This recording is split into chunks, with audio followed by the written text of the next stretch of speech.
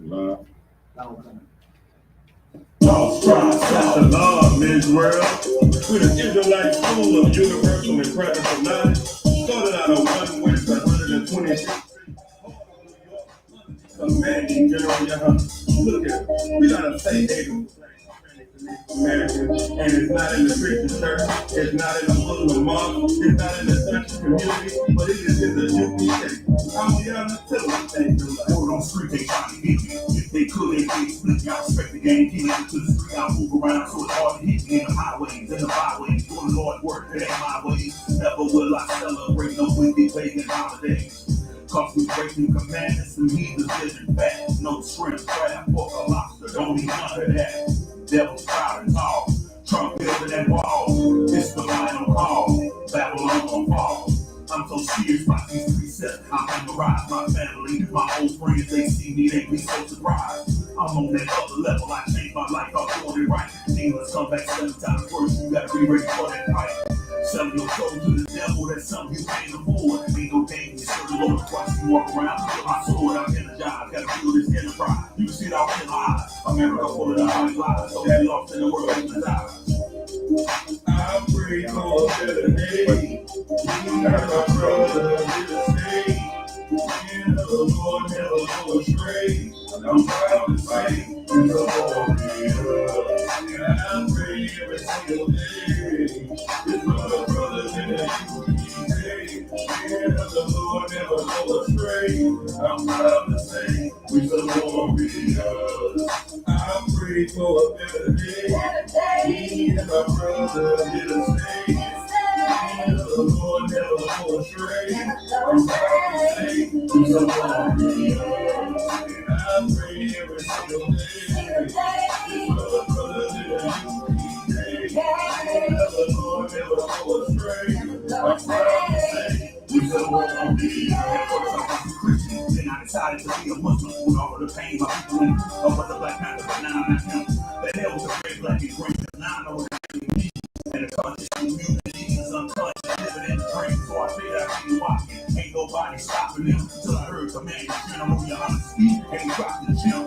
Who are the Israelites? I don't know. I was free game banger. BLACKWATCH, he don't change anything. I found that out, that was a game changer. So I called Officer YAHANNA. He said, call back to YAHANNA. He told me that I.S.U.P.K was always the truth, second to none. Started off a young man, get my 9 days, ain't got my name. Everything I wore, I was in all black. I was Superman.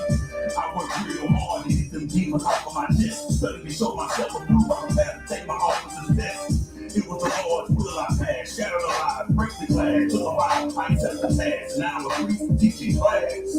I'm free for a better day. And my brother in the state. And the Lord never go astray. I'm proud to say, we're glorious. And I'm free every single day. It's my brothers in the UPK. And the Lord never go astray. I'm proud to say, we're glorious. Keeping those streets on the book in the wood. I am side. Oh, it's your home. Got to be the who kissing. I feel 49 and 23.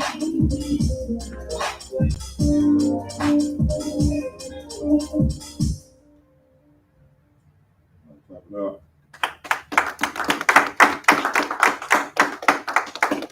All right. This is Israelite School, Universal Practical Knowledge.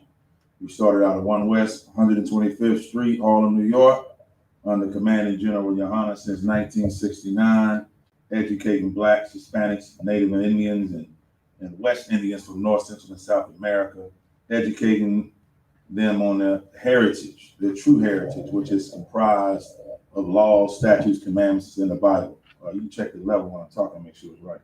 And you checked it? Okay. And using this Bible, the Holy Bible, King James Version 1611, right? Not the NIV, not the King James New Edition Revised Version, none of that, right? Not the English was an International American Translation, whatever it is. What is it? They got a Queen James Version. Yeah, they got it. Well, yeah, you're right. They got a Queen James version, the way that they took all of the homosexual scriptures that's in the Bible, they taking them out. You see what I'm saying? And so they freestyling, right?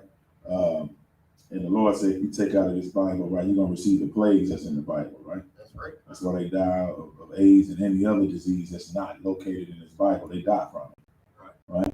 But using this Bible, we know for a fact that we can stop gang violence in our street, right? We want to have any, RIP to all the brothers, the rappers, the Mo Threes and the Young Dolphs and the King Vons, the list goes on, the Tupacs, the Biggies, all of them that die, you see what I'm saying, because of the gang violence and, us wanting to kill each other, to be bad, and we learn that culture from heathens. That's not a part of our culture. This Bible right here, this holy Bible that we read is for a reason, man.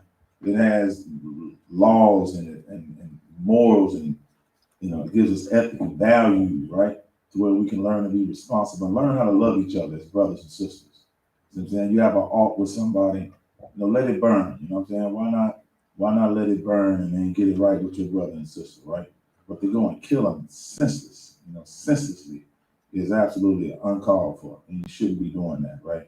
So the Bible tells us how to treat each other, right? It tells us how, if we get into it with our brother and sister, it shows the children of Israel, blacks, Hispanics, and Native Indians, to do what they've never done before, which is learn how to forgive. You know what I'm saying? Not only just forgive, learn to forgive.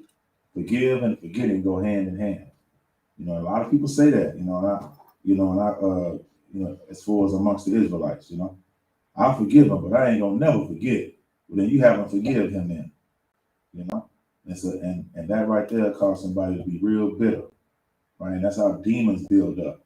You don't let that enemy, that energy transfer, or that unclean spirit transfer onto you. You know what I'm saying? Again, Captain Yazzie says it all the time, right? We say it in the prayer. And inside of that prayer, it says what? The Lord's Prayer says what? Anybody know what it says? Go ahead, Yahanan. It's like you said, it says, forgive our trespasses as if we Forgive our debts, right? forgive our debts. Right. What else it say? As we forgive our debtors. Right. So what does that mean? Treat our brother as which we wanted to be treated, sir. That's close, but bring me around to it. Somebody give me the mic. Like it, sir. So we wronged the Most High God, meaning we didn't keep His law, statutes, commandments, and we wanted to ask the Lord for forgiveness. So we should also forgive our brothers. Right. Yeah. Give the brother a hand. That's what they're saying. Right. So you can't ask the Lord to forgive you, because all of us deserve death for the sins that we've done, right? So you're asking the Lord, please forgive me, but you're not willing to forgive somebody else. You see what I'm saying? That's a hypocrite, right? So you don't want to be like that. You want to forgive no matter who hurt you, no matter who wronged you, no matter who molested you. You have to learn how to forgive and forget if you want the Lord to do that for you. And that's real growth right there. Some people ain't ready for that. You know what I'm saying? That's why in the I.S.U.P.K, many are chosen, but it's only a few that's picked. You see what I'm saying? So this is not an easy walk, because love hurts. Love is pain. And in order to love your brother, you have to, and your sister. Sister, you are not excluded from this. In order for you to love your brother and your sister, it hurts. But then you become a better person. And that's what that would actually keep our marriages together. Right? You do something to your sister or your brother, because that's who you're marrying anyway. Right? You do something to your significant other, however y'all want to say it. You do something to the woman, she do something to the man. Let's say it like that. Then they shouldn't bicker amongst each other and want to end the relationship. And once you find out how to deal with each other, and just because you have an argument and you realize, through this argument, we're not going to break up regardless. No matter what obstacle comes toward us, no matter what heated debate and argument we get into, we're not going to break up. And it teaches you how to deal with it teaches you how to deal with the woman. Teach the woman how to deal with the man. Because that's not in the back of your head. Love and hip hop is not in the back of your mind.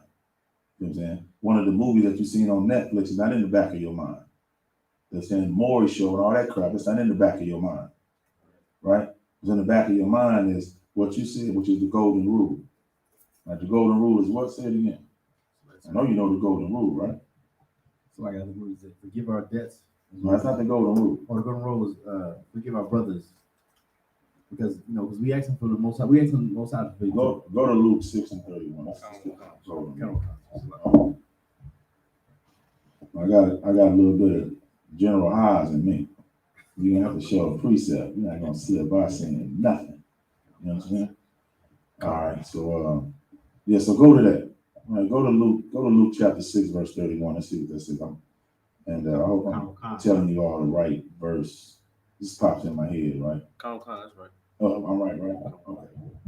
Well, the Lord is right. I ain't right. Go ahead. This is the book of Luke, chapter 6, verse 31. Uh-huh. And as ye would that men should do to you, do ye also to them.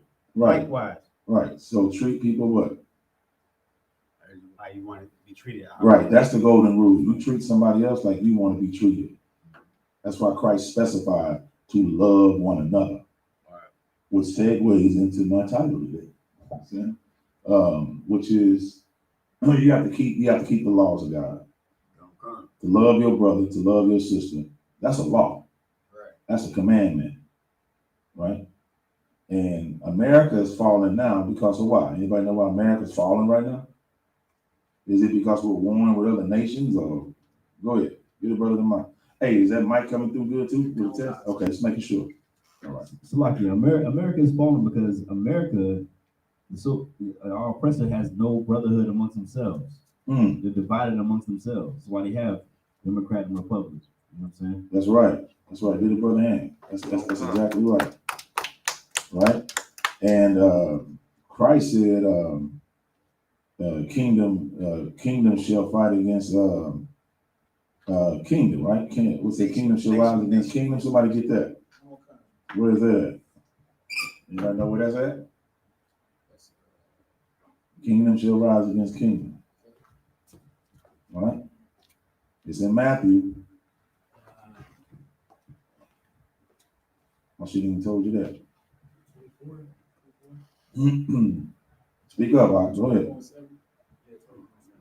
That's right. And what y'all have to do, I can, like when you remember these scriptures, you're gonna have to associate it with something, right? That's the only way you're gonna remember. Now 7, it's easy. Whenever a scripture's in the Bible's got the number 7 in it. That's easy. That's easy for me. Whether it's the chapter or the verse, right? But like if it's 24, I may have something significant happen when I was 24, or I'll make up something, there's 24 chairs in here, stuff like that. So when you do hear it again, whether it's a week, a month, or even a year from now, what you associated it with is gonna pop up. But you trying to remember Matthew 24:7, I doubt that pops up. But 24 lighters on my dresser, it's really 25. But that'll help you remember it. I'm just saying, right? That's a little brain stuff that I do to help me remember things like that, right? Okay, so where that came from. All right, so somebody read it. Tell them where you at. This is the book of Matthew, chapter 24, verse 7. Mm-hmm. For nation shall rise against nation. What Christ said? For nation shall rise against nation. Now, first of all, we're going to always remember what YAHANNA said. Right? Because his word is solid. That's right. See what I'm saying? He is the example that we need to walk by. Right? And we're gonna get that verse next. So Christ said to keep the commandments. What do you think we should do? Keep the commandments. That's right. Because Christ fulfilled the law. And we're gonna go into what the word fulfill means. We're gonna find out what it means for once. Right? And we have a lot of church Christians. The church Christians do what? Fulfill to them means what? Go ahead, Dwar, y'all. So like if I made it, that means they can sin all they want. That's it. That's what that means. Fulfill means they can sin all they want to. That's exactly what fulfill means. Fulfill means they can sin and do whatever they want to when they get ready to do it. That's what sin means. Right. Sin means I can eat shrimp, crab, pork, lobster because Christ already did it. Christ did it. I don't have to do it. Right. Christ was the one who died. Let him do that. Me, I'm the king. See what I'm saying? Right? Right. Christ died for me. I'm better than Christ. That's what it makes you think in your head. Christ died for you to show you that you should have a humble and contrite spirit, and the one who's greater serves his brother. Right? And the one who's what? A servant serves the master. That's a law. They go hand in hand. They are intrinsically connected together. That's why a lot of people read the Bible who don't know the Bible. First thing they say is what? That's a white man wrote that book. Right. Why? Because they run straight to Peter. Because in the book of Peter say, slaves obey your masters. Man, that's a white man wrote that. Not knowing that they were writing to the nation of Israel of how we should act and treat amongst each other. For us to respect those that are in authority over you. Then when you go 3 or 4 verses down, anybody know what it say? 3 or 4 verses down, not you do all y'all. Anybody know what it say? 3 or 4 verses down, what it say? It says, slaves obey your masters. When you go a little bit further down, a few verses down, guess what it says? For the sake of time, I'll give it to you so you can stay focused. It says, masters, treat your servants right or well. Obey your servants. So servants obey your masters, and as masters obey your servants. You see what I'm saying? Okay. So it's talking about the way we should treat each other. You see what I'm saying? That's all.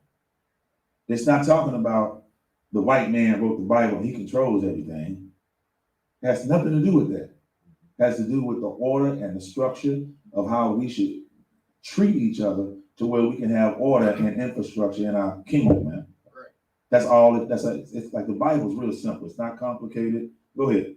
It's like, if I may, sir, what you're saying is so heavy too, because just like you was bringing out that golden rule in Luke, Right. it goes right after that to talk about how the sinners do. And Right. how, like, they, you know what I'm saying, they only care about people that can do for them.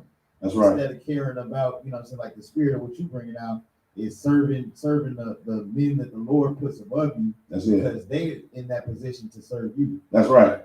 That's right. And we could jump all around because it says what? In Hebrews chapter 13, verses 16 and 17, it says that we, the ones who are above you, you have to check in with them and respect those brothers and submit, you know what I'm saying, to that authority because they watch over your souls.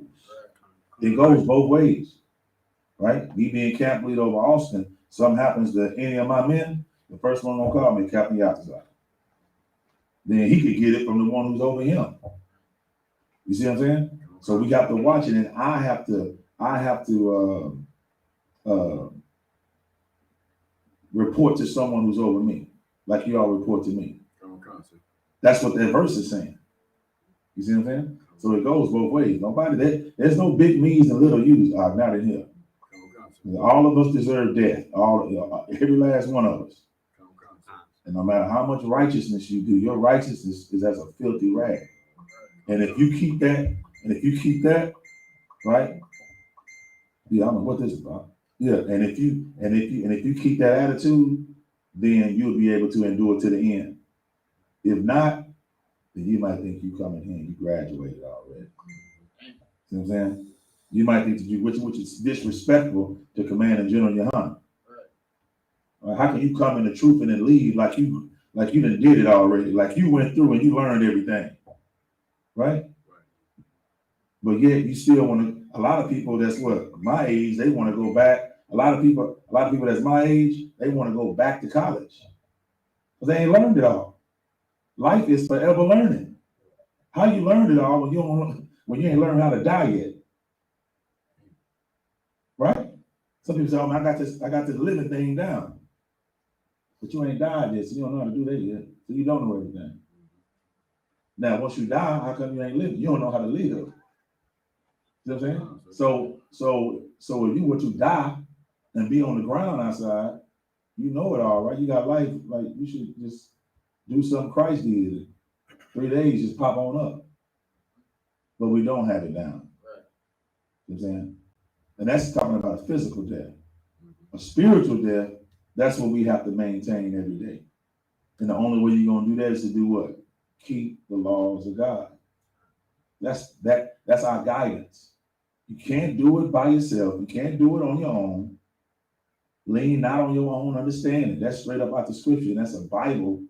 You know, that's what the Christians use. You can ride by just about any church and see that on the marquee outside.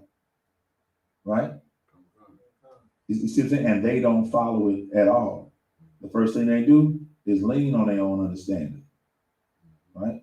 The first thing the pastor do is lean on his own understanding. You know what I'm saying? Because you're not going to get the truth going to a white Christian seminary theologian school. All right. You're not going to get the truth there. These are the same people that had Adam and Eve. I got the pictures in my old grandfather Bible, my grandmother Bible. You got two Caucasians, you know, with an apple in their hand. Well, with Satan wrapped around the tree with an apple in his mouth, in some garden, butt naked, with some leaves covering their private parts. Right. Because that's their interpretation of the Bible. Those people we should not be listening to. That's right. Because the Bible is the most poetical book on planet Earth. You see what I'm saying? It's the most poetical book on planet Earth. So our oppressor, they can't even understand how to break down Lil Wayne or Drake lyrics. Right. The metaphors is, you know, wow sometimes. So how they gonna understand the Bible, which is full of metaphors, which is full of allegories, you know what I'm saying? Which is full of parables, right? It's got, you know, reality breakdowns in it as well, figurative. Like, how are you gonna know which one is which? You can't figure that out by yourself. Right. And that's what our preacher done. The preachers painted the Bible one way. Somebody read the Bible. Oh man, the Bible full of allegories. Right. The Bible is not full of allegories. Right. It has allegories in it, right, but it's not full of allegories. You see what I'm saying? The Bible has reality. The Bible has history. Everything is not just allegorical. You know what I'm saying? Everything is not figurative. You know what I'm saying? So, and everything is not history. You have some things that are what? Future prophecy. Right. You know what I'm saying? So the Bible is not one way. Now, this was written by holy men of God who spake while the word of the Lord was in them. The same thing that we do today. The same thing that we do today when we out on the corners. You see what I'm saying? And don't listen. They're not I.S.U.P.K. They're not grinding out here because we don't know if the Lord is with them. Because we have to go in dire straits, you know, murder territories in these neighborhoods. Right. Not just a Cunyon. Right. Yeah, this is level 4, you know, cartel territory out here in Houston. Right. You see what I'm saying? So we don't want to just say that's an isolated area. That's why Captain Yatzak was like, we deal with that all the time. He told the news. He told them we deal with this all the time. This is what we do.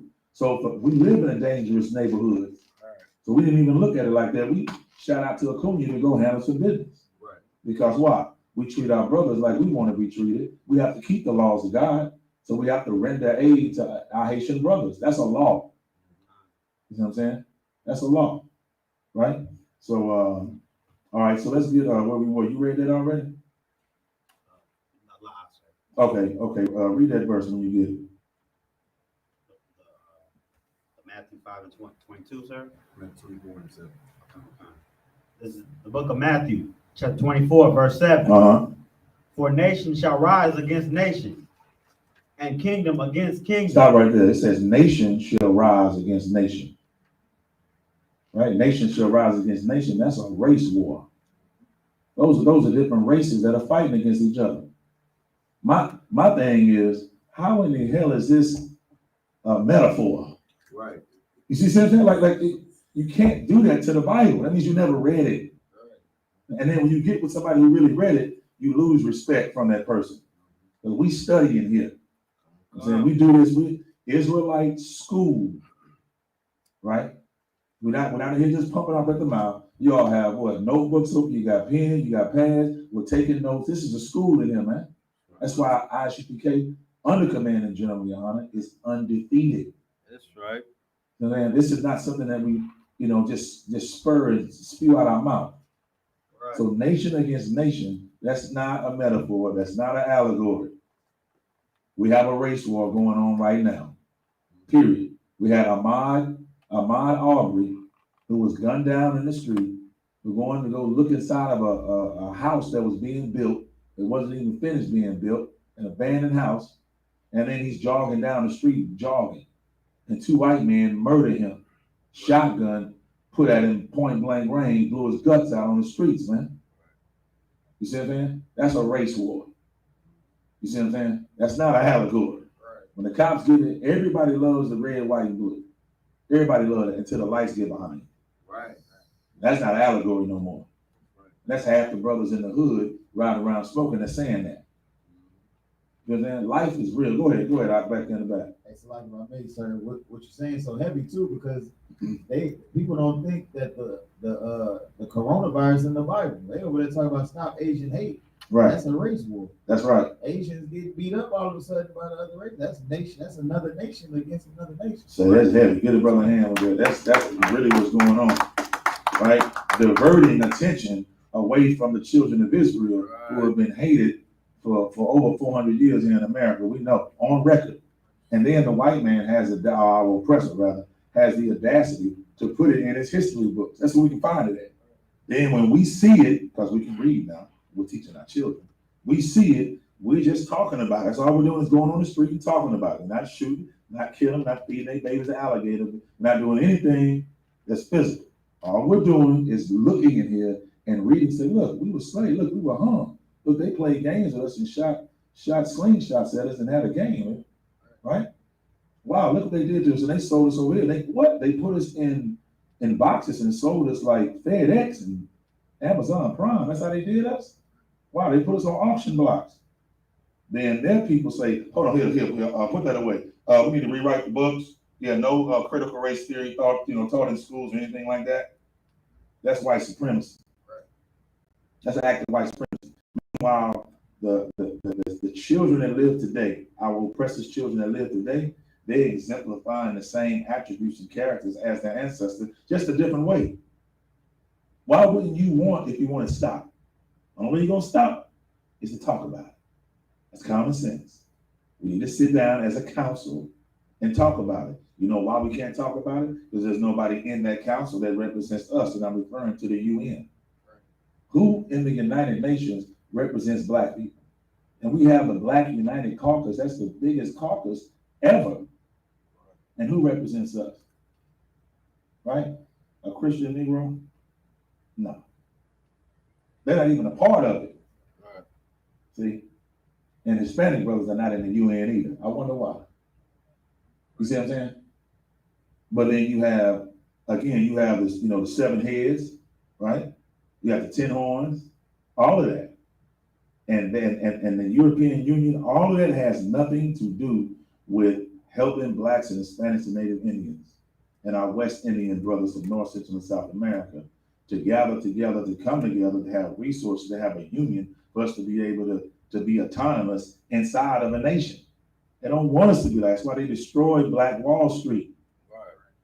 Because when they destroyed Black Wall Street, that was considered to white people back then the Great Depression. But we were thriving. And it just wasn't in Chicago and New York. It was Chicago, New York, LA, it was all around. Talking about they never had war on this soil. They bombed the places in Wall Street. They want us to not follow and keep the laws of God. They want King Von dead. They want Mo3 dead. They want what's the dude, Young Dolph dead.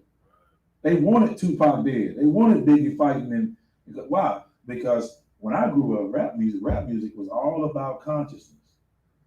All right, and we still had a good time. We could dance and move, but we learned. At the end of the party, I didn't want to go fight nobody because I just learned a whole new lesson with KRS-One or something. And I love the song and the beat, and I'm jamming, I'm breakdancing and all of that. But now in the song, when you walk into place and everybody just goes straight in and go straight to the wall and hold up the wall. They hold up the wall like hieroglyphics. Right. Everybody got a stick. Right. See what I'm saying? Because why? The first rapper that come on, kill your mama, kill your daddy, sleep with your girl. I don't give a damn. I'll kill the whole globe. Pow, pow, pow, I'm gangster. Right. I got all the guns. I got all the money. Now he going to go kill the neighborhood because he's saying people snitching on him. Negro, you snitched on yourself. Right. Why? You see what I'm saying? And that's promoted by what? The Jewish man. Right. You know what I'm saying? That right there is it's not, that's not a conspiracy. It's not a conspiracy if it's true. You see what I'm saying? You know, that's why we make ourselves fools for Christ. Because all we're doing is, we're like, how can I say it? We're like prosecutors. That's all we are. Right. We're like prosecutors. Christ is a judge. We're taking the information that we see in the street and we go to court and we bring out, and I do admit we're doing this, we're bringing out every filthy, disgusting crime that this bastard has done to our people. Right. We're excellent prosecutors. And we're bringing the information out. Meanwhile, the oppressor is doing just what they did in the case, I think it's Ahmaud, right? Aubrey, is that the case?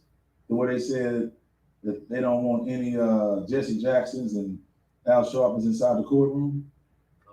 Yeah, that's it, right? Okay, yeah. The defense attorney, the white man, said we can't have these, black people, pastors coming in here like this. You gotta stop. Right. Because that way his client will be, he'll go to jail. He won't be free like who? Like who? Kyle who? Rittenhouse. Yeah. Because all you gotta do is cry and put on some alligator tears. Right. Well, you gotta respect that. See, a person like myself, I've grown in the truth. I respect that judge who let him go. I respect Kyle Rittenhouse. I do. I respect that. I respect it when nations stick together. I respect a nation who loves their own. That's what they're supposed to do. We're not doing what we're supposed to do. Right. If we were keeping the laws of God, then we wouldn't be hanging with other nations like that. We would only, right? We would only be dealing with those other nations according to commerce, merchandise, free trade, embargoes, money. That's it. We go to work, right? Hey, Miss Jenkins, you want to go to the party? Hell no, I'm going on. Chilling with y'all. Y'all reckless. Right? We had a Christmas party at the break room, right?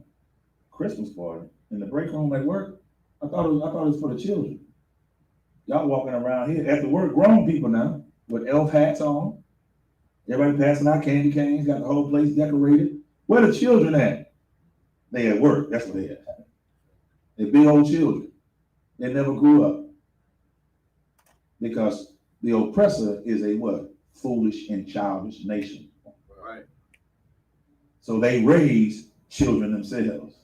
The only fact of the matter is we're all playing in a little sand pit, and when you hit one of them, well, they're gonna drown you in the ocean.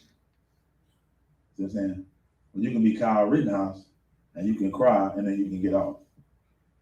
Because a nation loves its own. We need to learn how to love each other. Right? What happened to Bill Cosby? I'm just saying, they said the man didn't do it. That ain't what I heard from Negroes when it was going down, though. You know what I'm saying? I get on Clubhouse, I be in the background.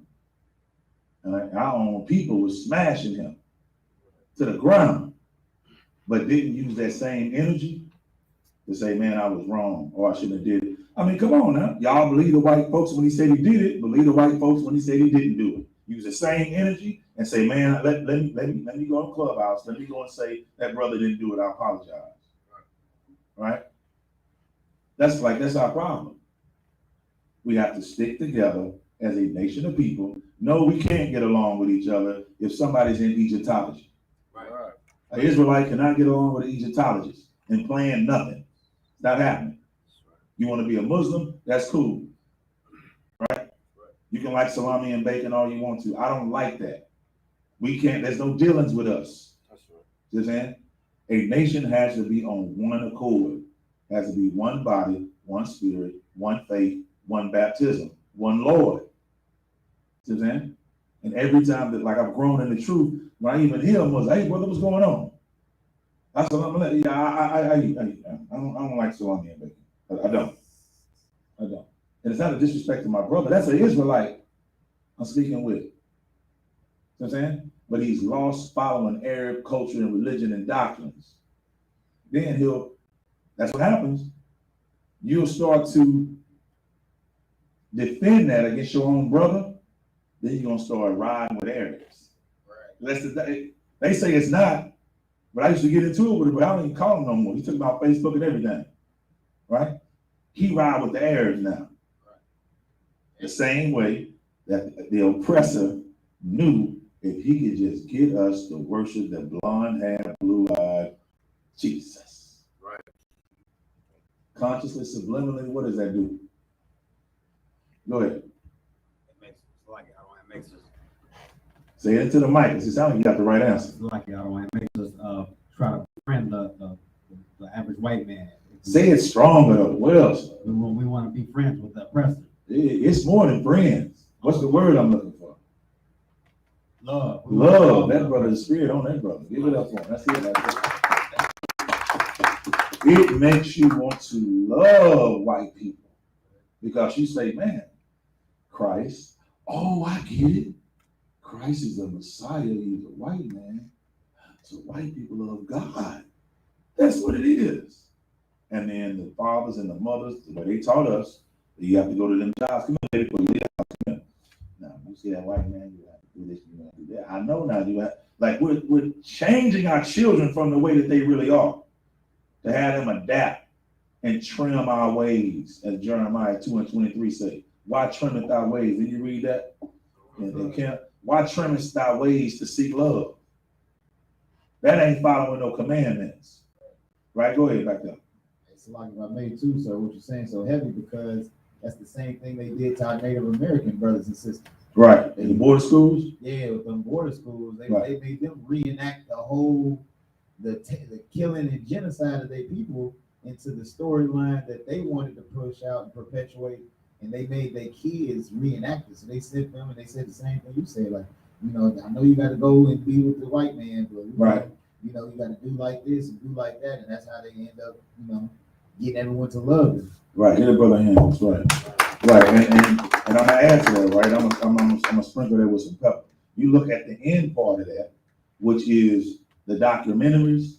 That's how it was at the beginning. At the ending, they were older now, and they were crying because they had to change their ways and how they were forced. You talking about grown men, can't even get a sentence out. So they, not what Kyle Rittenberg. That's scripted. That's allocated to you. These are real tears of them saying how they made them cut their hair, how they made them change their tradition and their culture, how they sent them to school and purposely miseducated them. Right? And then you got some places right now, those reservations and stuff, with bones still up under there of the Native American Indians. Right? And we have to live with that. As I said, it comes a time that where I would like somebody give me Second Corinthians 11:4. This is what we have to realize, man. This scripture right here is one of my favorite scriptures, and this is how you fight your inner demons, get the unclean spirits off of you, as well as loving your brother and sister, and focusing on keeping the laws of God, all in one. All right, somebody read it when they get it, Bob Bishop. This is the book of 2 Corinthians, chapter 11, verse 4. For if he that cometh preacheth another Jesus. I told you 2 Corinthians 11:4. Okay, go to 10:4, Bob Bishop. Well, that's a good one now. Go ahead. I'm looking for the weapons. This is the book of 2 Corinthians, chapter 10, verse 4. Uh-huh. For the weapons of our warfare are not carnal. Stop right there. For the weapons of our warfare are not carnal. Who knows what that is? For the weapons of our warfare are not carnal. Go ahead. What they're saying is basically our weapons are not carnal, meaning like we don't have to bear arms or take up arms. We don't have to go out here and fight these people. You know what I'm saying? That's right. What we need to do is we need to separate. That's what I give my hand right on time. That's right. That's what it means. Right? Because the Lord is not with us right now if we take up arms and fight. We are going to lose. Because you got Negroes, and Hispanics, and Native Indians who would be out there taking lunch breaks with a pork sandwich. You can't win no war breaking commandments. We have to keep the laws of God, because we are going to lose every battle, starting within yourself. You see what I'm saying? You have to keep the traditions of what the Lord laid down to us. We have the Feast of Dedication coming up. Get that in hand, right? So where we had the sisters cook, you know what I'm saying? And we all get together and we go ahead. You want to say something? Okay, I thought you were gonna say something, right? Because Christ in John 10:20, right? You have to put it out there. Showing that we keep the Feast of Dedication. In the New Testament, body bagging. You know what I'm saying? Body bagging. So that's what's going on right now. What's going on? You good, Havana? In the building, Havana. We not over 1,000 Havana in the building. Yeah, so you know, these are the things that we have to concentrate on. Don't worry about another nation. Right? Don't worry about what another nation is doing. We shouldn't even inquire and ask about what they're doing. We get in trouble for that. Right. The Lord said he's gonna get us if we do that. Right? So that's in the first 5 books of Moses. Did we finish this? Oh no, go ahead. Somebody get just have it on deck. Get Deuteronomy chapter 12, verses 29 and 30. Okay. All right, but we're gonna go ahead and read this. The weapons of our warfare are not carnal. We are not taking up physical arms. You're not gonna win like that and then go smoke a blunt afterwards. You're not gonna have rulership over our oppressor and then turn around and do the exact same thing and live the same way that they're living. It's not gonna happen. The Lord is not raising us like that. When you see a changing of the guard, that's exactly what it means.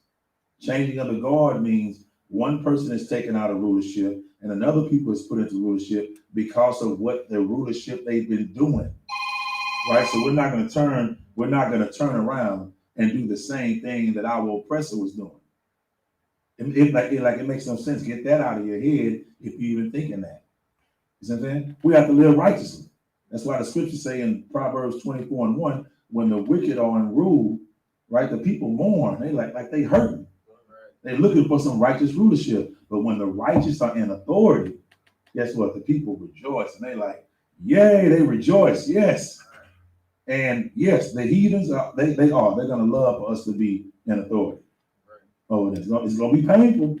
It'll be painful for them because they ain't gonna be able to, you know, pop Oxycontins and they ain't gonna be able to kill us in the streets and go to court and cry and get off. That's not gonna happen no more. They're gonna have to keep the commandments, as Isaiah say. You know what I'm saying? 2nd chapter Isaiah, verse 2 and 3. They're gonna have to keep it. And they're gonna flock and say, we want to go to Zion, right? We want to go to Zion and we want to be taught by Jacob, by Israel. Well, guess what? When you see us walking down the street, all right, and this won't be the star of Molech no more in your eyes. Right. It's gonna represent the law. That's right. The police. That's right. You're gonna put that blunt out. Right. I'm telling you. Right. You know what I'm saying? Here comes the law. Right? Hey, what is he wearing? I don't know. I can't see the badge, but I do see them fringes. Put the weed out. Right. I'm telling you. You know what I'm saying? We have on our uniform right now. You got brothers, man, that are serving the Lord with everything that they have. We're not playing in here, man. That's why people can't stay in here. That's why they got to go. Right. The Lord gonna make sure you get out there. You got to serve the Lord. You can't be a hypocrite. You have to do the work of the Lord, or you are going to have to go. Right. The Lord gonna put the spirit on you. You're gonna say, I graduated already. I need to go. You're gonna get yourself out. Right. Nobody gonna put you out. As a matter of fact, when you come in here, we want you to stay.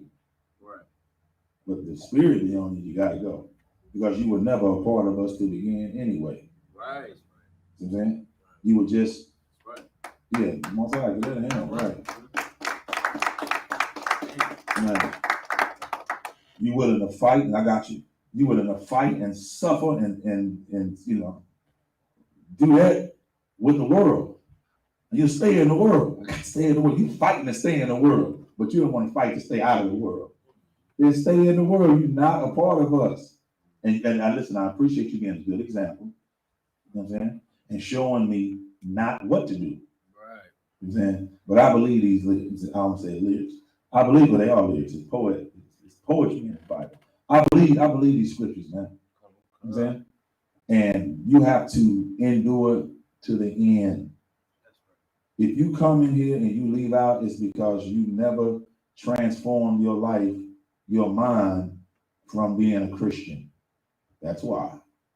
You thought it was fun and games, thought we were gonna ride some go-karts, and you know, you got lost in the fashion, you know, got lost in the braids and the culture. But keeping the laws of God is a part of the culture too. Okay. Right. All right. And there's a lot of people, man, are quick to tell somebody what to do. A lot of people can do that. But the battle of Armageddon starts with you. That's what it starts with. You have to change. And you got brothers in here who bring their families in here, man. You know what I'm saying? And big ups to all the brothers that bring their family and their children up in here, man. Because they know that the world cannot teach them the things that the Israelite School Universal Practical Knowledge can teach them. That's right. All right? They know that. They figured that out. And it's also an acceptance because you realize I made a lot of mistakes. And it was because I was following the ways of the heathen. Right. And parents who bring their children in here, they're already training that child up in the way they should go and telling them, you got one mistake. Because it changed. I think back in the day we can make maybe three, possibly three.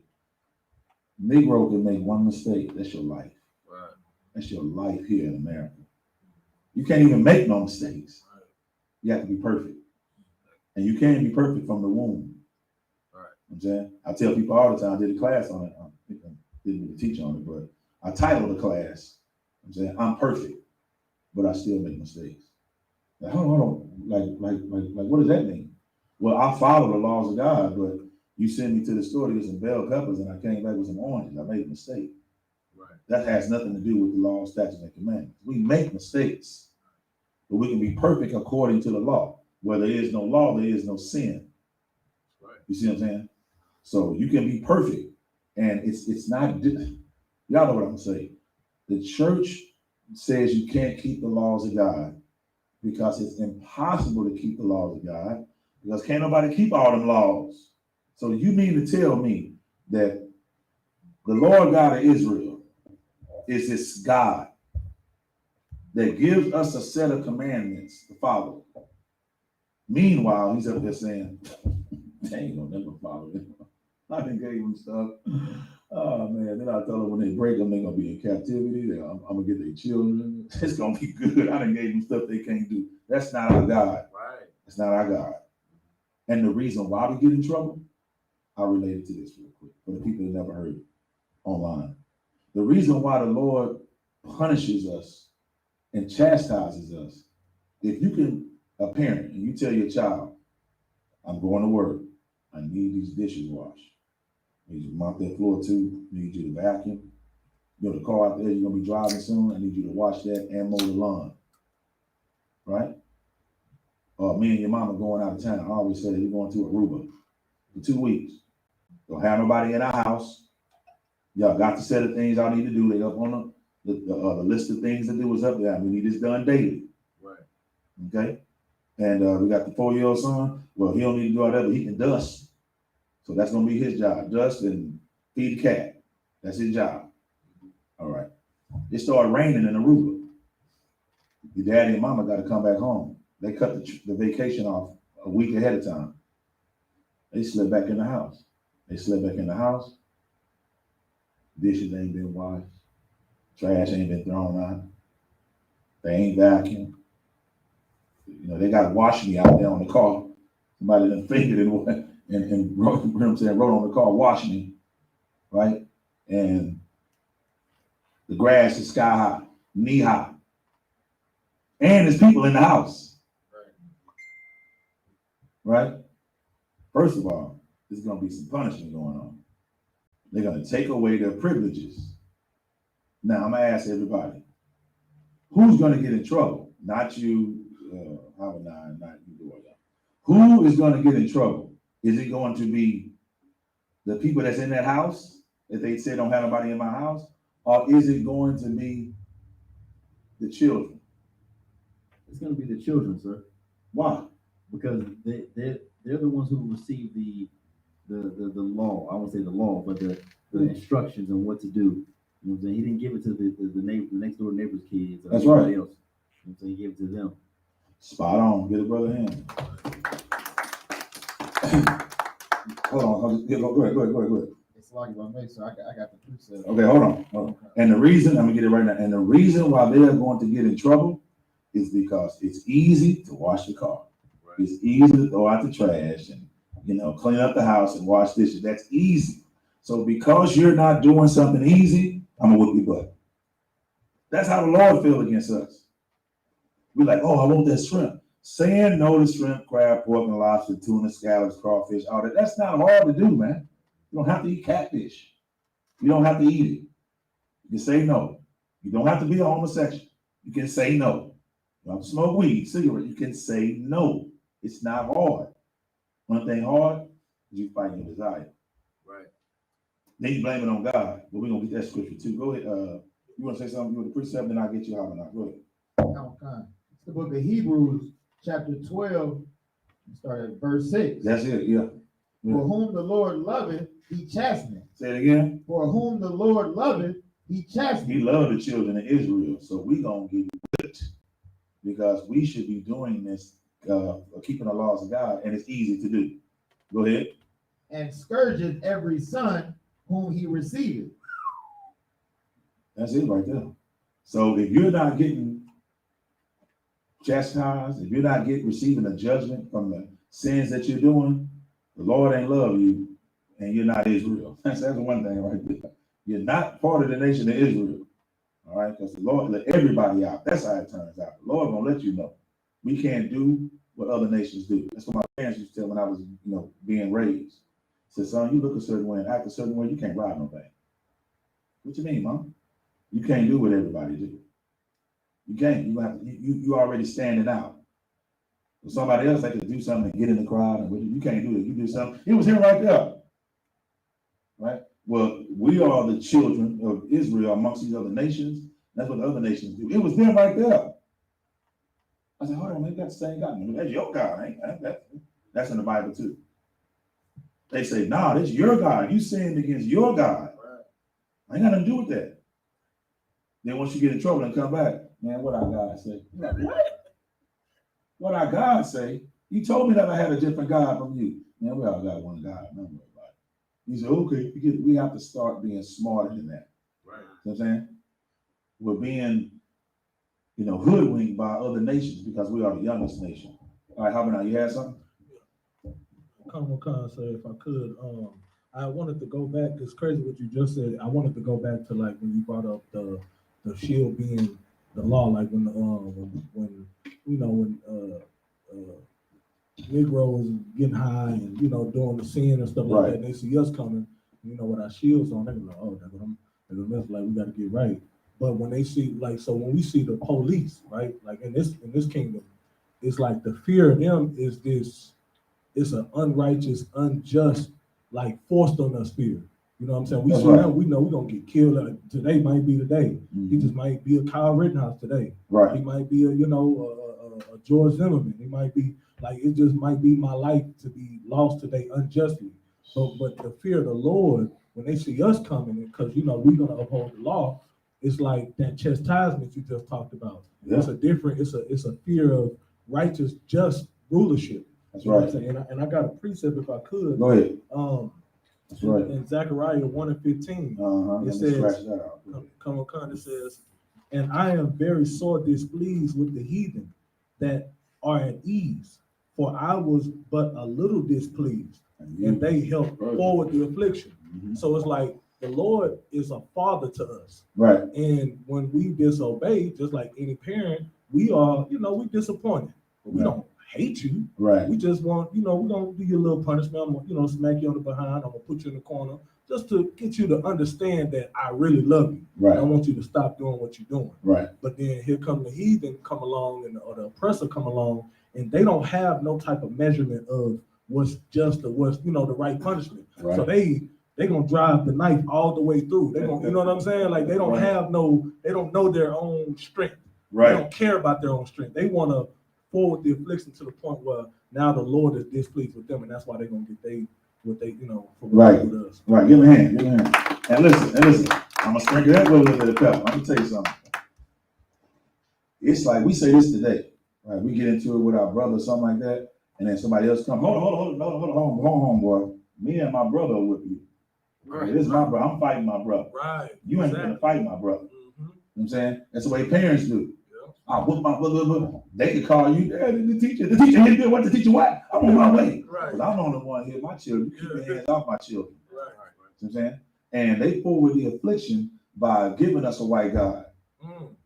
Then they're supposed to tell us, hey, you know y'all the children of Israel, right? All you got to do is do these commandments, man. Y'all to get up out of this captivity. That's what a real brother should have done, Esau, oppressor. That's a real brother. Because everybody knows this is no secret. Right. It's no secret that we're the children of Israel. Right. This is the most suppressed secret. The best kept secret. Right? But everybody knows. And no other nation fits this category, right? That got a locksmith that did my lock today. He was a Jewish guy, And he's like, oh, you got the little shield of David everywhere. You got them on your hands, your car. I said, yeah, I'm a Jew. You're a Jew, I am too. I said, man, listen. It's doing my car right now. Let's say, wise as a serpent. Wise as a serpent, harmless as a dove. I was like, boy, listen here. Listen, the Bible is a living word. Because after we got through today, let's say I almost persuaded him to be an Israelite. Let's say it like that. Okay. Listen. Like Paul did King Agrippa. He said, you almost persuaded me to be a Christian. Yeah, I went in. I'm saying you have to. Yeah, the scriptures say, you have to be. Well, I know what it is. It's Matthew 5:25. But you have to. And that's also like these are laws that we don't understand. People think the laws in the beginning. The laws are all through the Bible, from cover to cover, from Genesis to Revelation. There's laws all through there. It's ordinances. It's statutes. You see what I'm saying? And that's what we have to understand. It says what? What's Matthew 5:25? Yeah. It's the book of Matthew, chapter 5, verse 25. Agree with thine adversary quickly. Oh, I did what with the Jewish man today? Agree with thine adversary quickly. That's right. Keep on. Yeah. Come. Whilst thou art in the way with him. Yeah, because I needed him. Right. I needed him. Right. And because I did that, he cut me a deal, and he's gonna try to get me a little remote control, to work on my car and all that stuff, because he thinks that we're both Jewish. You see what I'm saying? And his name was Moshe. Mm. I was like, okay, yeah, we say Mashah, but I get, what I'm saying? I get it. Right. And then I did a little bit of the prayer. He goes, he said Bashemayim, that's close, And he spoke the Yiddish stuff. I was like, yeah. I was trying to be into it, y'all. I did, you know what I'm saying? I'm grown, boy. I wanted to say, listen, I don't give a damn who you are. You know what I'm saying? And I'm gonna call a black man for gonna help out my truck. But we're not there yet. You know what I'm saying? We're absolutely not there yet. But that's what the Lord wants. It's just like when you have to go to work on the Sabbath, right? You don't want to go, we're in captivity, you go. That's what the Lord want to feel. It'll be like, ooh, get that money, boy. Like, I gotta go to work, man.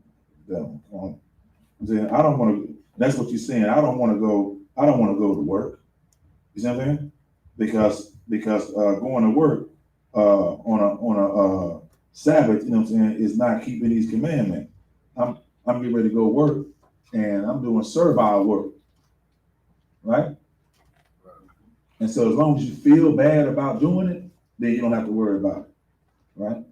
Right? But we have to keep the laws of God.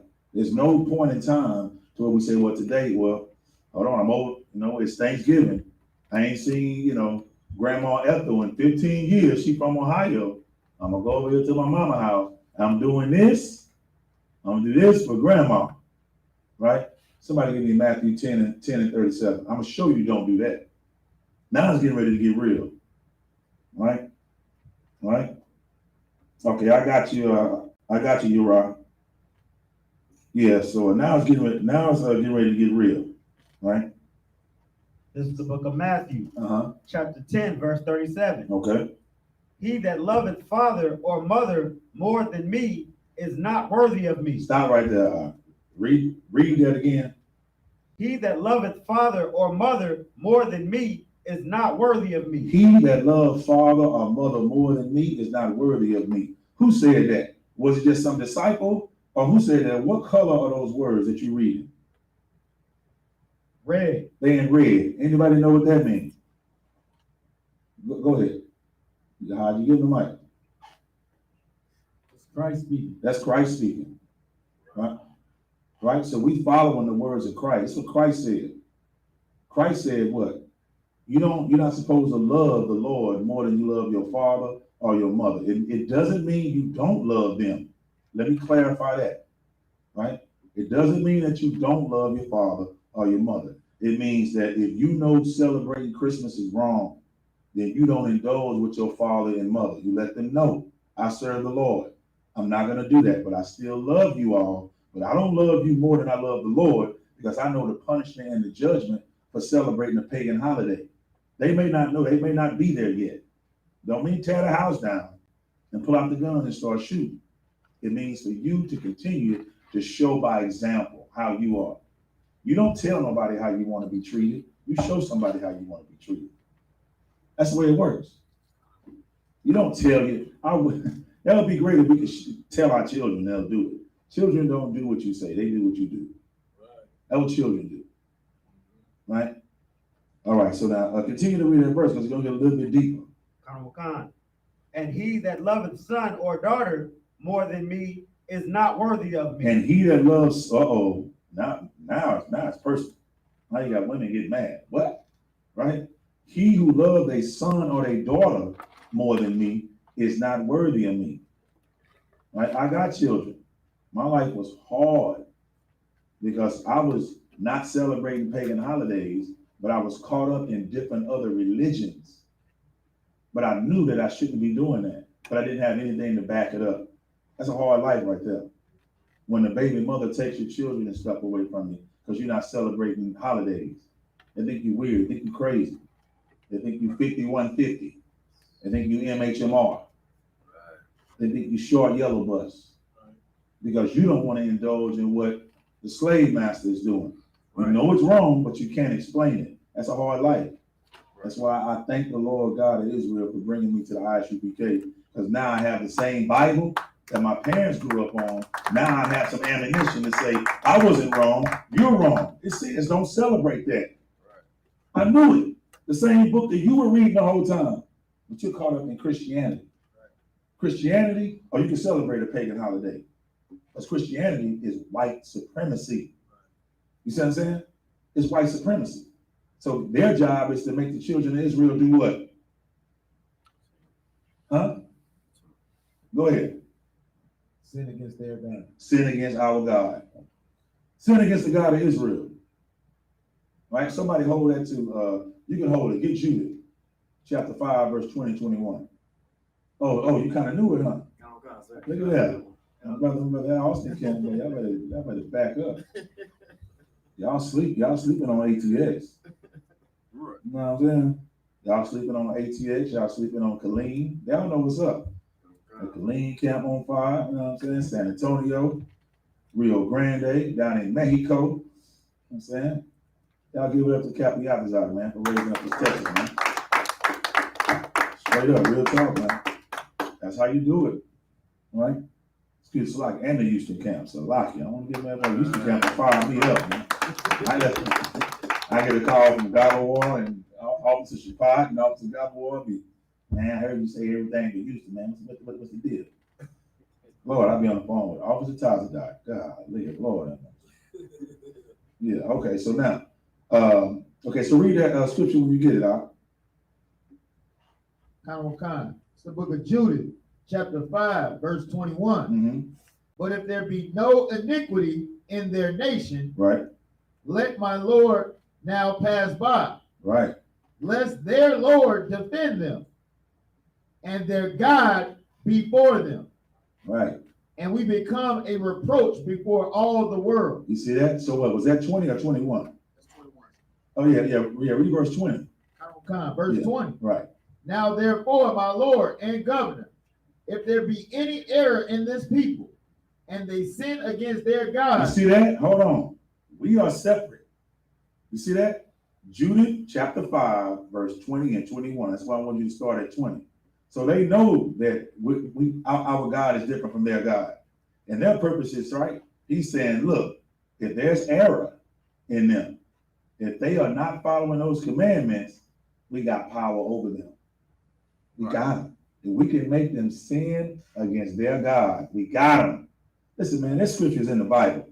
That's why Reverend Pochop and Deacon Bacon and Pastor Sausage and Sister Swan need to close the goddamn Christian church down. That's what they need to do. All right? Because this is in the Bible. And this is what's going to raise us as a nation of people. So you won't think that you're different from blacks or blacks, Hispanics. We think we're different nations of people. Right. When we really the same nation of people going through the exact same problems and have one common enemy, which is the so-called white man. Right? This is why they don't want us to know this. Continue to read, bro. If there be any error in this people, and they sin against their God, let us consider that this shall be their ruin. You see that? If we sin against the God of Israel, that's over for us. We don't have nobody to defend us. That's why I had YAHANNA read where it says the weapons of our warfare are not carnal. Right. You ain't picking up no AK-47, no 40 Glock, no 223, no HK or whatever you want to pull up and go shoot no damn white man. Right. It's not happening. They were blessed with the sword. They were blessed with guns in the military. They're also blessed with cunningness. Right. They slick. They'll howdy, and that's how they did the Native American Indian. Right. Right? He's a snake. A snake is somebody that can get close to you and get up under you, and they have what? They got plans to overthrow you. Right. Right. Blacks and Hispanics, Native Indians, we don't think like that unless it's our own people. Right. Then we think like that. I'm telling you, you ask the average Black and Hispanic Native Indians, when they growing up, the children when they growing up, and their mind starts to change, they're like, man, I don't trust nobody, man. I done been through stuff. I don't trust nobody. When they say that, they're talking about their own people and the experiences that they had, right? But if you grew up in a Black Hispanic neighborhood, then who are the people that messed over you the most? Black and Hispanic people. Right. But if you grew up in River Oak somewhere, off of Indo and all that places over there, off of Galleria area, then you'd be like, man, I don't like white folks, man. Why? Because that's who you grew up with. Right. Well, I grew up like that because I attended all white schools. Damn. See what I'm saying? And they teased the mess out of me about how dark I was, everything else. Right? And the things I learned as a child from white schools affected me when I grew up. You see what I'm saying? So if you have Black and Hispanic children, don't send them to white schools thinking they got better computers and a better education system. Right. You're sending them around white children. You see what I'm saying? Who have no morals, man. Okay? None. I already experienced that. And when you're young, at a very impressionable age, your children are going to pick that up, bring it back to the house, and daddy and mama, hold on. What is you doing? Where you get that from? Got it from them children at school. That's where they got it from. You discipline and chastise your child, but they don't discipline and chastise that child because that's their nature and how they are. Right. All right, now read verse 21. It's a little bit more left on 20. All right, go ahead. Sloppy, go ahead. Let us consider that this shall be their ruin, and let us go up, and we shall overcome them. You see that? Let them go up, and we got them now because they sinning against their God. Let's go and overthrow them. All right, and other nations, overthrow don't mean I'll overthrow you when they take off their hat. All right, we won. Listen, man, this ain't no paintball game, man. They overthrowing you forever as long as they can to suppress you, your grandfather, your great-grandfather, all the way down to your children, and they working on your seed if they come out. Planned Parenthood, if they come out, Margaret Sanger. You see what I'm saying? And that's one thing our oppressor knew, that he just can't gun us down and kill us all in the street. It look like they're trying to, but they just can't gun us down and kill us down in the street. They knew that they could get rid of us faster and quicker and more efficient by killing us in the womb with abortions. Over 350,000 abortions last week, man. I'm sorry, last year by Black and Hispanic women. Do you think they want to kill their children? No. Do you think they want to do a plan B? No. The ones I speak to, they always tell me, I can't afford it. Right? So we're in a condition where we can't even have children, and we're killing them because they feel that they can't afford it. Right. This is hell. That's hell, man. Right. Meanwhile, you got our oppressor, they're having children, Asians too. I gotta throw them in on this, right? The Asians also, right? And why am I talking about Asians right now? Why I'm talking about white folks right now? You know why? Because they are the ones on Medicaid. They're the ones on public housing. They're the ones on government stamps and all that. Well, they stopped stamps, right? No, they did. Okay, no, I don't know. Yeah, but they're the ones on government assistance. You can put it up right now.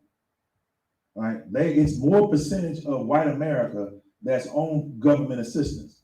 And guess what? That's no surprise. Because they created it for their own people. But what do they purport? They give crazy numbers and they predicate what? Oh, black people, they're always on welfare. You know, always using the government. I ain't gonna pay taxes for them. Right? That lie is equivalent to blacks put black people in slavery. Africans were the ones who sold the Jews, us Negroes, in slavery. Right. I ain't seen that one sign on an auction block that said African for sale. I've never seen one, but I have seen Negro for sale. I've seen them because Negroes are not Africans and Africans are not Negroes. Right. Because Africans are what? Hamites. That's another nation. That's what you only learn in the Israelite school of UPK. You don't learn that at Houston, University of Houston. You're not going to learn that at the University of Texas. You're not going to learn that at Houston-Tillerson and Texas Tech and University of California. They're not going to teach you your nationality for what? For you to wake up and for you to only deal with your nation of people. And guess what? What's wrong with that? What's wrong with keeping the commandments? What's wrong with keeping the laws of God? God said don't deal with other nations like that. Don't inquire about their gods. We know that we can trace every holiday, every pagan holiday, we can trace it back to a god. You're serving their gods. Let's go ahead and prove that. Did anybody finish? You finish that? Verse 21.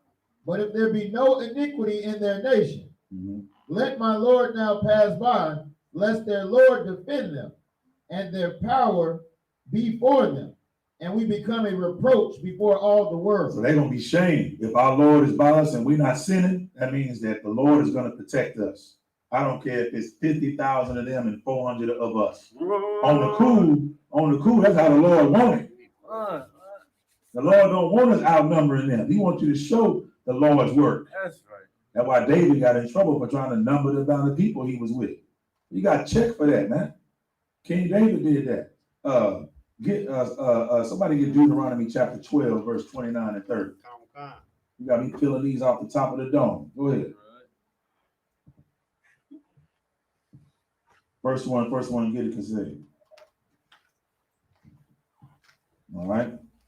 Deuteronomy chapter 12, verse 29. Now, mind you, this is the laws of Moses. It's in the first 5 books of Moses. This is Deuteronomy. This is the book of Deuteronomy, chapter 12, verse 29. When the Lord thy God shall cut off the nations from before thee, whither thou goest to possess them, and thou succeedest them, and dwellest in their land. Take heed to thyself. You better watch yourself. Take heed, means you better check yourself. You better pay close attention and observe your surroundings. Keep going. That thou be not snared by following them. That thou be not snared by following them. One of the brothers know what, raise your hand if you know what snare means. Go ahead, YAHANNA. Like to trap them? That's exactly what it means. Man, brother trooper. Right. The word snare means a trap. You set a snare like a bear trap, right? You set a snare for them. There's snares set up for us right here in America, right? And it's called, if you know anything about the Christian codes, 1724, right? Those Christian codes are still like, you can't have us congregating on a corner with the same colors on. Right. You see what I'm saying? Else that's ground. Yeah. You know, see, you looking surprised. That's grounds for the cops to pull up on you. Right? They do it anyway when we don't have the same colors. It's called stop and frisk. They passed that law. Right? Like I said I was getting ready to do research. Somebody can research it if they want to. I'm trying to find out, you can Google it, when they started pulling us over. When did cops legally have the right to pull us over in America? I think it's what, 1930 or so? And they say like they have to know who we are because they could be looking for somebody with a crime. They ran game in order to do that because they wasn't pulling us over on the street. Now they just pull us over on the street and check for ID and check for this. Now they're not looking for nobody. Now they're saying if you got registration and I like the white man, he lies, man. It's one lie that catapults after another. He's the father of lies, manipulation, the cunningness. That's an attribute and a character to let you know he is Esau in the Bible. Right? Continue to read that verse, all right? After that, they be destroyed from before thee, and that thou inquire not after their good, after their gods. That's right. Read it like it say that we require what? Not after their gods. So we're not supposed to inquire after their gods. How do we inquire after their gods? Continue to read. Saying, how did these nations serve their gods? That's our problem right there. We ride by, right? We see First Ebenezer Baptist Church, Holy Salvation sitting on the rock. I wonder what they're doing in there, man. Remember, Grandma Ethel's home from Ohio. You ain't seen her in 15 years. They going to church. Well, I'm an Israelite, but I'm just going to church with them. Man, don't go in there. Right. Church is the house of Satan. Right. You don't go in there, and what's worse than that is that, well, I ain't going. I let my son or my daughter go with them. Don't do that. You're supposed to protect them. Hell no, they don't go. That's the oppressive thing. You need to let the children play. Let the children do. No, because the children grow up, and what they try to do is manipulate them at that age. So when you get ready to tell them to come to the school of UPK, and they 13, 14, 15, they're already under the assumption that, well, mama crazy anyway, because you didn't raise them and train them, right? So if you didn't raise and train your child, then they're going to look at you kind of crazy if you really want to serve the Lord.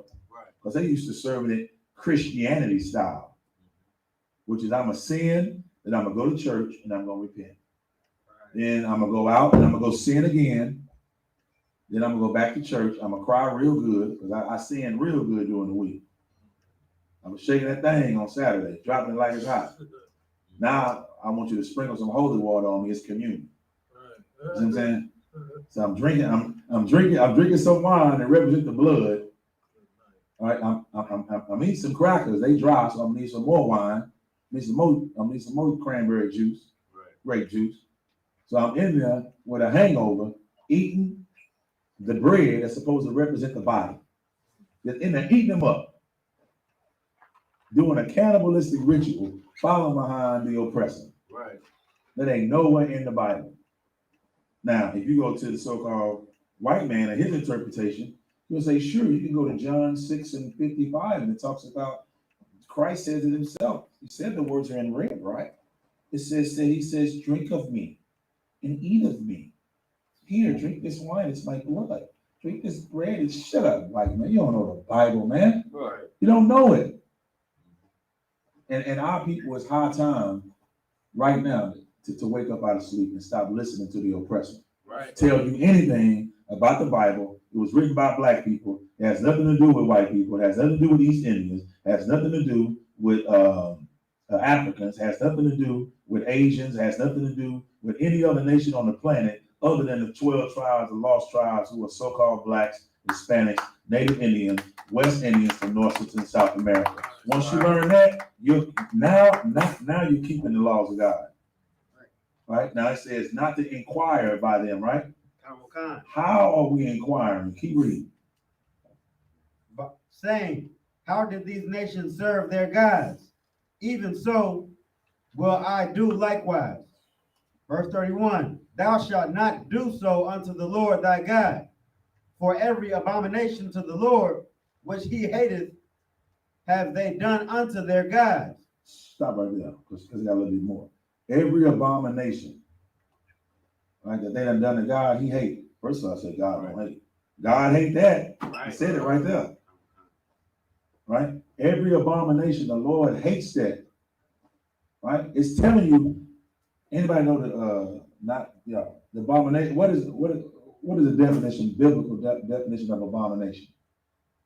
What is an abomination? Because that's said quite often throughout the Bible. Y'all like some of that grape juice if you could. Why? It's calling my name. Go ahead. This is the Google Dictionary definition of abomination. A thing that causes disgust or hatred. Right? Which is, the Bible explains itself, right? Because the Lord said what? I hate, right after that. With every abomination, he hated. Now, a definition of it, let's go. I'm gonna give you a definition. But that was good though. An abomination is a filthy, disgusting sin that is punishable up to death. You can receive death for it. Why? Right? That's what an abomination is. Right? You could die from it. Right. Like little sin, big sin, you can die from it. It's not if it's a little sin or a big sin, it's if you know and you are now willingly going to go sin after you heard the truth. That's why you get messed off. The Lord ain't playing with you. The Lord ain't playing with me. The Lord ain't playing with none of us. Right. Our daddy is not some oppressor, pale skin with a toga on, with the shoulder off, looking sexy, with a rope around his waist, with some sandals on, going around hugging women and kissing little babies. That's not the God of this. That's not Christ. That's not Christ in the Bible. It's not. Right. That's not the spirit of this Bible. That's a Catholicism spirit. Right. See what I'm saying? That's what that is. That's a child molesting spirit. Right. You understand that? All right. So what else did it say? Give me some more. So it says the Lord hates every abomination that we do. Now watch the end part. Keep going. For even their sons and their daughters they have burnt in the fire to their gods. It says even their sons and their daughters. They don't give a damn about their children. Right? They have burnt in the fire. What is burnt in the fire? You celebrate birthdays. I'm trying to modernize it so you know. You celebrate birthdays. And what do you do with the candles? You have to do what to them? You gotta light them up, right? You gotta set them on fire. You know why? Because you're burning sacrifice to their gods. That's why. Fire has to happen. You gotta light fire. Right? You think you're not burning God? You out there doing 4th of July? You're serving other gods. You got to burn fire to cook. Right? Every one of their holidays, you in there burning fire cooking. Christmas. You know what I'm saying? What's that? Christmas with the candles. Yeah. Christmas. Oh, yeah. Christmas. You got to burn candles. Put it everywhere and put the eggnog everywhere and put on, black people put on old Michael Jackson. Because I don't even like the song. Michael Jackson get on that singing, boy. Yeah. I almost have to backslide. Michael Jackson. Santa Claus coming to town. Santa, my jam. I'm like, hold on, I'm tripping. It sounds so good. It sounds so good. It gets you in the Christmas spirit. Right? So what do? They use us to influence us. And how they do it. That's why when they're looking for some leadership, what do? Don't go get Commanding General YAHANNA, whatever. Don't go get him. Go get Steve Harvey. Go get a comedian. Gregory. Go get a rapper. You know what I'm saying? You got the head. I know you're gonna say something. Go ahead. It's like if I may say what you're saying so heavy too, because if you look at the, you know, the TV programming that they push to you, Right. it's always our like sitcoms. You see, they always got a holiday special, or they always pushing this. You know, we the main ones celebrating their holidays, but they keep regurgitating it back to us, so they want us to think that it's our culture. Right. And guess what? Give a brother a hand, man. They want us to think that it's our culture. That's why a lot of us think that what? We're one nation. Right. And if you think that you're one nation, you're gonna say, man, them niggas crazy, man, on them corners, man. Dressing in them Power Ranger suits and them medieval costumes. That white boy, that white girl, that's my brother. We're together. We're all one nation. We're here in America. Okay, I will give you that. You are here in America, and your citizenship is the same. You cannot confuse your citizenship with your nationality. Those are separate. All of us are Americans by default. We were born here. I accept that, right? I am an American citizen. I also think like Paul did. Because Paul said what? I am a Jew from Tarsus, Syria. He knew the difference between, because later on he said what? I'm a Roman. Right? If a firing squad get ready to, you know, bury me down, I'm saying, hold up. I got children. Yeah, my children just getting back in my life on the cool. So I'm gonna tell them, hold up, man, we all Americans. Y'all look at me talking about officer one. I'm saying, man, just follow my lead. Follow me. We're all Americans here, man. Come on. You know what I'm saying? And I'm gonna be there. Right? I am. I ain't breaking no commandments by telling the truth. But I will go out like them 7 brothers did in Book of Malachi. Right. Now they put us up against the wall and be like, yeah, I know you're Americans. If we're Americans, eat this pork. Boy, you got me, man. Go ahead. Yeah, I'm putting my wrist out of my tongue now. You can go, you know, dismember me and, you know, put scaldrons on me and everything else, because I'm not gonna break the commandments. That's right. I'd rather go back and then come back and be reincarnated, because I know that we would. Just like the brother said, what? I know we suffer because of our sins. So if you really love your brother, let me conclude. If you really love your brother, your sister, and you know for a fact that we're in the condition because we're sinning, and you know the truth, then you should not be sinning. If you sin, you don't love your brother or your sister, because you could be the reason why Christ ain't came yet. Made it personal, didn't I? Right. You could be the reason. That's why Captain Yatazar tells the 5,000 all the time. He said it in a circle sometime when we circle up. Whatever you're doing, and it's against the law of God, stop it right now. Whatever you're doing, and only you know what you're doing, stop it. Because you're going to get jammed up. Because everything in the darkness, what? Everybody knew that. You know what I'm saying? That's a fact. Everything in the darkness comes to light, you're going to get jammed up. And the Lord is a loving God and forgiving God. And, you know what? Yeah, everybody changed the countenance on their face. Y'all all right? Yeah, right. Okay, all right. I said that over. Uh-oh. Everybody look like they got sleepy all of a sudden. Oh, man. You see what I'm saying? All right, is it a little bit on that verse, though? That's the end of the verse. I don't want. Yep, that is. Kind. Okay, cool. So now, give me the verse I'm looking for. Matthew chapter 5, verse 17. We're going to break this down and conclude this. I appreciate everybody online following along with the class today. I do have to get, if I can, do a shameless plug. I have to get Boot Up and Shut Up Radio started with Priest and Captain 13,000 Kahan, y'all. You know what I'm saying? From 8 p.m. to 10 p.m. Every Sunday. It's a lot. That's right. Yeah, right. All right. This is the book of Matthew, chapter 5, verse 17. Read. Think not that I am come to destroy the law or the prophets. I am come to destroy, Salakia. I am not come to destroy, but to fulfill. That is a body bag, period. And what color are those words? Red, sir. They are in red. And what does that mean? That's Christ speaking. That's Christ. That's Yahweh speaking, right? That's Christ, who they known as Jesus Christ. Christ said, I have not come to destroy the law or the prophets, meaning all the prophets before him in that Old Testament, who were telling us to keep the law. Christ didn't come to destroy that either. That right there is one body. He said, I am not, then he said it twice, right? He was like a black brother, right? I have not come to destroy, but to fulfill. Christianity is like, brother, that's a scripture, brother. You cut yourself. Fulfill, it's over with. I can just do what I want to do. Pass that poke. Right? Because Christ did it. He died for me. I'm special. Christ ain't nothing. He died for me. I'm the one. That's what you think as a Christian. Well, let's go ahead and go to the Blue Letter Bible. Go look up the word fulfill. You already have it.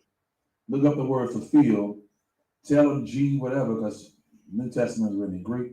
So it's going to be G, blah, blah, blah, the numbers out, and read Roman numbers 1, 2, and 3 to find out what the word fulfill really means. Let's find that out.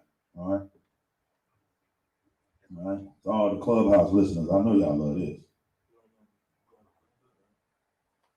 I already sent it to you, YAHANNA, earlier, all right? Okay. This is the strong concordance of plural. Yeah. G4137. It's G4137, right? G4137. Okay, go ahead, read it. Plural of matters of duty to perform. Okay, hold on. So now when you read it, just say 1, 2, and 3 so I know where you're going, all right? All right, read 1 again. 1 of matters of duty to perform or execute. So he executed, he performed the duty. Christ executed, he did it, performed the duty. He showed us how to keep the commandments. That's what that's saying. Because he's not a hypocrite, so he has to execute and perform it and do it himself. People don't do what you say, they do what you do. Christ knew that. Continue to number 2. 2 of sayings, promises, prophecies, to bring pass, ratify, accomplish. So he accomplished what he did. He ratified, right? He accomplished what he had to do, the promises, right? He stuck to everything that he said that he was going to do, which would show us how to keep the commandments, right? While he was living. He did that. He accomplished that. Christ did it. Here's the other side to that. Keep going. Hey, somebody give me Philippians 4:13. Go ahead. 3 to fulfill, i.e. to cause God's will as made known in the law. So i.e. means for example. So read it again and say for example. 3 to fulfill, for example, to cause God's will as made known in the law, to be obeyed as it should be. That's the body. Read it one more time, man. Listen, take your time and read it. I really want the people to hear that. Go ahead. 3 to fulfill, for example, to cause God's will. To cause God's will. Go ahead. As made known in the law. As made known in the law. So it's specifying what God's will is. As made known in the law. Keep going. To be obeyed as it should be. Oh man, I love this truth. So listen, to be obeyed as it should be. So he ratified it, he accomplished, he executed it, he performed it, so you could do it. That's what they're saying. You saying? As made known in the law. I'm doing this so you'll do this, the law, so you'll follow the law. That's what he fulfilled. There's no way around that. Get a truth in hand, man. Now, go ahead. Before you get that Philippians, sir, and if I could give a quick analogy. Go ahead. If you know we street guys, right? So if I took a charge from my homeboy and it caused the death penalty, like it's a death penalty charge, I took that for you so that you can be free. Right. I didn't take that for you so that you can go out and commit the same type of crime. So now that you can end up, I didn't die. I'm not giving my life up so that you can be free, so that you can go back and commit the same crime just to get locked up and you die too.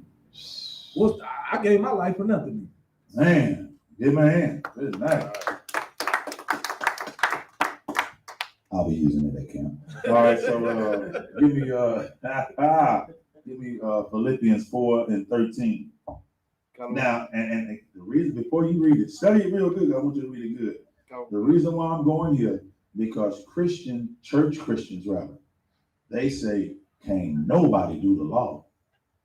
Can't nobody do the law. It's impossible to do all of it. Right? They don't have the spirit of Christ. And we're going to find out right here. Philippians 4:13. And you can find this on the church marquees around Houston. It'll be outside on a little digital marquee or either the marquee. But you have to, take a little thing, put them up there. This right here, I've seen it out there before. Go ahead. This is Philippians chapter 4, verse 13. Mm-hmm. I can do all things through Christ which strengthens me. Yeah, read a little bit lower. Because we know they can't. Relax. Oh, Lord. I appreciate the spirit, though. That brother right there be at camps. All right, go ahead. It's Philippians chapter 4, verse 13. I can do all things through Christ which strengthens me. So if you can do all things through Christ who strengthens you, not some things, right? It did say all things, right? All things. Okay, then all things is following all the commandments. And because it's not a burden, they're not hard to do. Now let's go ahead and get that real fast. Some of the officers should know that. I'm not even calling it out. All right. So officers know whether you sitting on it? I think I do know, sir. You think? 1 John 5:3. Did the brother say you think or did you know? I know it, sir. Okay, let's get it, because listen, the UPK, we know our. All right, go ahead. This is 1 John chapter 5, verse 3.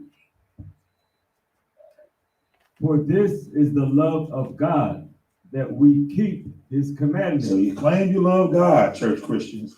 It said this is the love of God. Damn what you say love is. The Bible has a definition of what love is. Love ain't a good feeling. Ooh, we sitting on the curvy couch under these little snuggy blankets and we looking at Netflix and pop. Oh, I love it. That's not love. I know you want to say it's love, but it's not. Okay? Love is if you're doing what each other are saying to do. That's love. Right? You got a man in the crib, woman got to go out to work all the time. She say, babe, that's when you just wash the dishes and do the, cool. You come back, ain't nothing done. She's like, damn. She go out again. She tell him again, guys need to do this. She's telling him to do this. Every time she tell him to do something, she go out and work and bust her butt, come home. The things that she's asking him to do, they're not done. She gonna pull up to the side and she'll put her, come here, baby. Come on. Do you love me? Yeah, baby, I love you. Well, why in the hell you ain't doing what I'm saying do? Love only goes so far. Tina Turner told you that. What love got to do with it? Love is an action word. You have to perform, execute the promises. Okay, execute the promises, right? As made known in the law. That's what you have to do. You have to fulfill it like Christ did. And when you all are doing and respecting each other and doing what each other are saying to do, that's what love is, right? So read it again. 1 John chapter 5, verse 3. Mm-hmm. For this is the love of God, that we keep his commandments. Keep going. And his commandments are not grievous. His commandments are not grievous. Somebody look at the word grievous. Right? No, this is Google. Look up the word grievous and Yabakan, you can look at the word grievous. You can pull it from me. No, pull up John 14:15.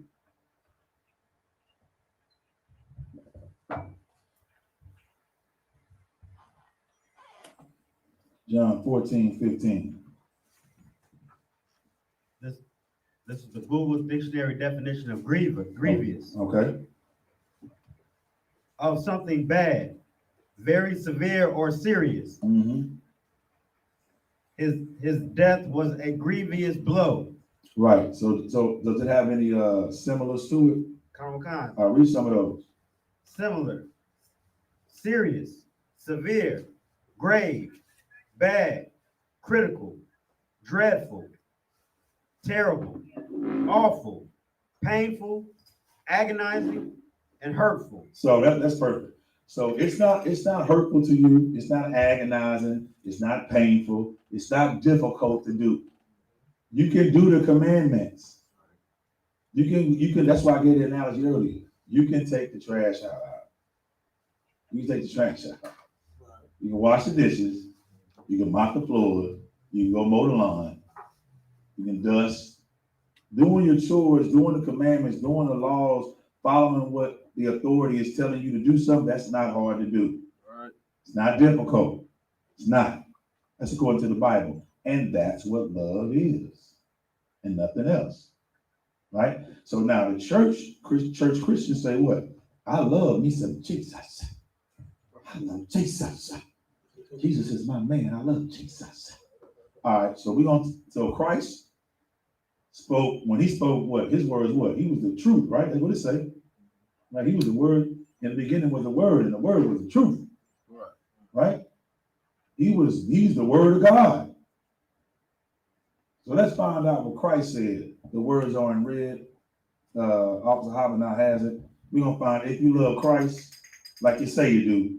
Let's find out what Christ check you and say. He gonna tell you what love is. Go ahead. Come, this is the book of John, chapter 14, verse 15. If ye love me. If ye what? If ye love me. If ye what? If ye love me. Read. Keep my commandments. Shalom. Christ said that. If you love me, you're gonna keep my commandments. Meanwhile, everybody, and that's in the New Testament, right? That's in the book of John, right? Well, that's in the first 5 books, the gospel. The gospel, John. And he said, yeah, if you love me, keep my commandments. That's what it is. All right. So listen, I think that's it. All right. Yeah, we're gonna go ahead and close out with that. All right. And I'm gonna pass the class over to Trooper Yabakan for the security announcements. All right.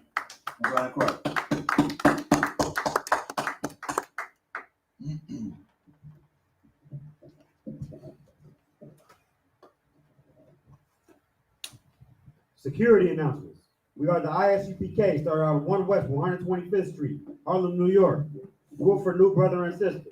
When a new brother or sister comes to the school, they are off limits for 6 months. They are to be saluted only.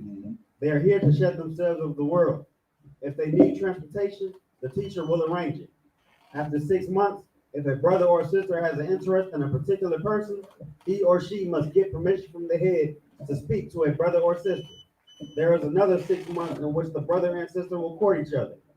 After this 6-month period, the brother and sister will get permission from the head to marry. Tithes, which is a commandment. Numbers 18 and 21 and Malachi 3 and 8 through 10 means 10th in the Hebrew.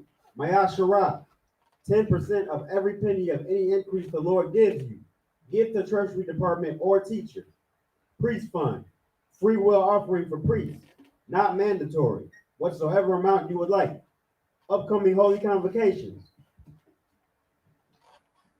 Feast of the Dedication, Hanukkah, 25th day of the 9th month by the space of 8 days. Sunday, 28th of November, 2021 for 8 days.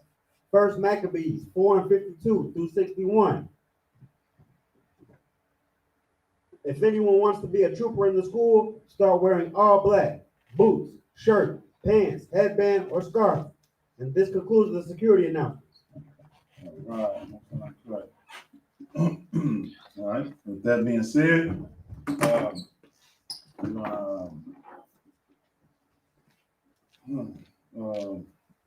Wapanya Hakwadam, Imagine, stand. Then we turn, right? Right. All right. Then it's Wapanya Hakwadam. It would just be sorry. That's right. I'm a Hebrew Academy instructor. Just be sorry. I want to say it so bad. All right. So we're gonna we're gonna go ahead and face the east. All right. And say the prayer. Everybody repeat after me. Abanaw. Shabbat Shemayim. Kwadash. Hayah. Shamka. Yahweh. Blackwatka. Taba'ah. Atazaka. Hayah. I.S.U.P.K. Barataza. Hawa. Ayah, Bashamai, Latananawa, Lakam, Call, Yawam, Wasalak Now, Babawak Yanawa, Wasalak Nawa, Babawak Yanawa, Wala'ah, Tabaya'a Now, Barasaya One, Abal, Hawashah Now, Mayan, Ra, Kaya, Laka, Amalakwa, Waha'Allah, Wahatapa'ara, La'awalamya, Aman. In English, our Father, which art in heaven, hallowed be thy name. Yahweh, thy kingdom come, thy will be done in earth as it is in heaven. Give us this day our daily bread. Forgive our debts as we forgive our debtors. And lead us not into temptation, but deliver us from evil. For thine is the kingdom, and the power, and the glory, forever. So be it. Saw face the front. We have one courtesy salute to the teacher. Men of Israel, Ahmad Shabbat, Ahmad Barak, Yahweh Yahshua Barakatah. Saw the sister. Oh, sister. Yajimata. Saw. One courtesy salute to the sisters. Men of Israel, Ahmad Shabbat, Ahmad Barak. Yahweh Barakatah B'Hashem Yahshua. All right. Yajimata. Dismiss. All right.